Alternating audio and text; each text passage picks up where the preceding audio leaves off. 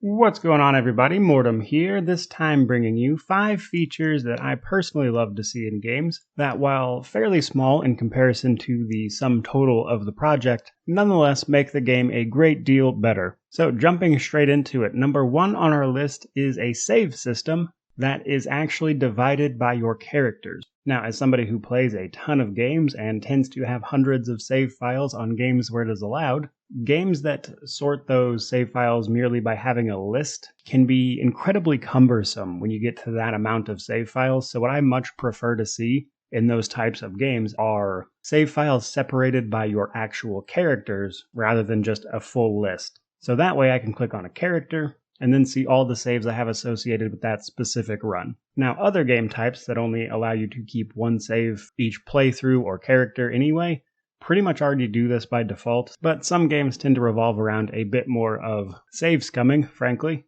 And as such, having your save files sorted out by character is just very convenient, and some games do it and some games don't. For instance, Skyrim, a game which came out 11 years ago, will actually separate them by character for you.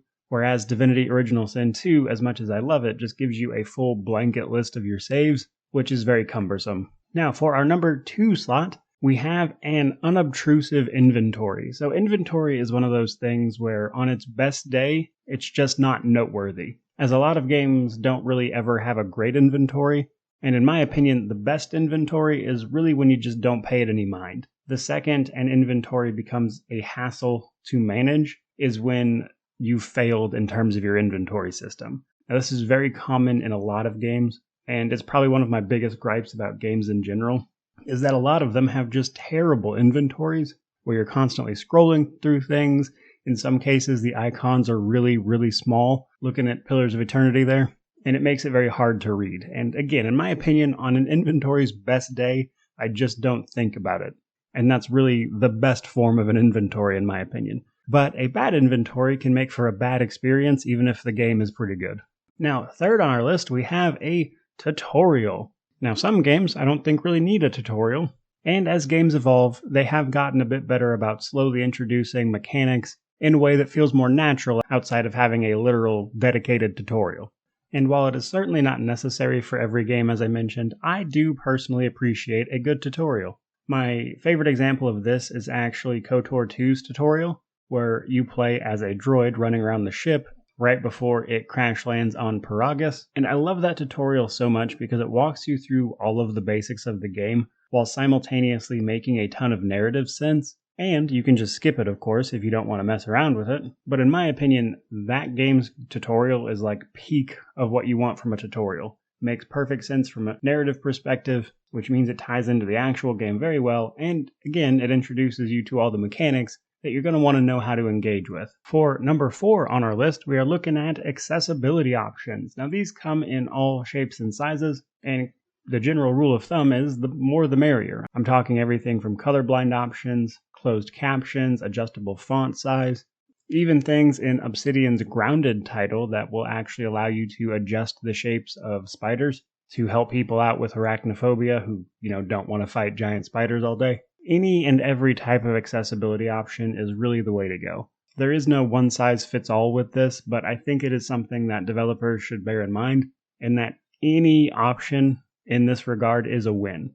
I think for me personally, font size is a really helpful one, as I play a lot of CRPGs, and they tend to like to use menus with very tiny writing or very tiny visual objects. Again, Pillars of Eternity. But in general, I think developers should spend as much time as they possibly can thinking up ideas of how to make their game more accessible to people who might have any kind of impairment you could think of. And it's one of those things where there is no blanket one-size-fits-all approach to this, and it's just something that I hope developers keep in mind as we move forward. And then last but not least, more for the PC crowd than anybody else, and that is fully customizable keybinds. So I love playing on PC, but the problem with not having a standard controller output is that the controller schemes for a lot of things are absolute garbage, and one of the first things I will do with most games that I play is run through the key bindings and see what I want to change, because I use a Razer Orb Weaver most of the time, because that's what feels the most natural for me and my hand movements. But this tends to require me to remap all of the keys anyway, so that they fit my hand better while I'm using the Orb Weaver. But moreover, some games seem to map keys to a keyboard like they've never played a game on a keyboard before.